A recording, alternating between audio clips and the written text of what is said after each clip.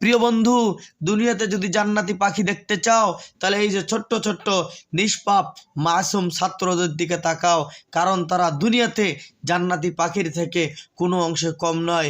চতুর্দিক থেকে বিষয়টা বিবেচনা করে দেখলাম। আসসালামু আলাইকুম রহমতুল্লাহ বারকাতুহ।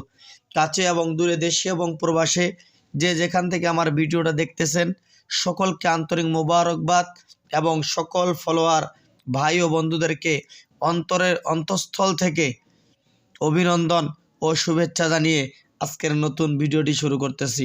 দর্শক শ্রোতা, আপনারা দেখতে পাচ্ছেন এখানে কিছু নিষ্পাপ মাসুম ছোট্ট ছোট্ট সোনামণিরা হেঁটে যাচ্ছে।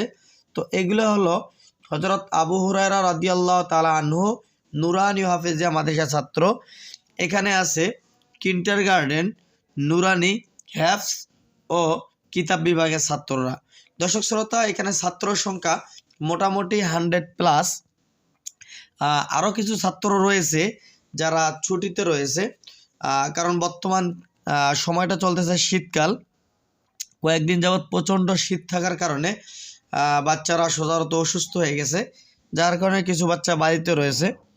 তো যাই হোক, যারা উপস্থিত রয়েছে তাদেরকে নিয়ে আজকের ভিডিও শুরু করা যাক। দর্শক শ্রোতা, সর্বপ্রথম আজকে মাদ্রাসার লোকেশন দিয়েই ভিডিওটা শুরু করা যাক।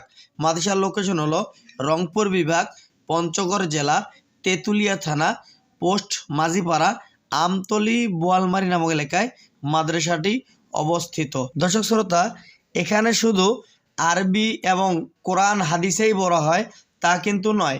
আরবির পাশাপাশি বাংলা অর্থাৎ জেনারেল লাইনে এভরিথিং যা কিছু প্রয়োজন সব কিছুই বাচ্চাদেরকে সুদক্ষভাবে শিক্ষা দেওয়া হয়।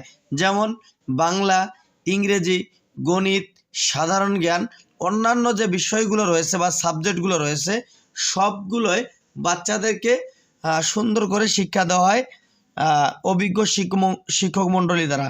তো দর্শক শ্রোতা, ভিডিওটা বেশি লম্বা করতেছি না, ভালো থাকবেন, সুস্থ থাকবেন, আল্লাহ হাফেজ।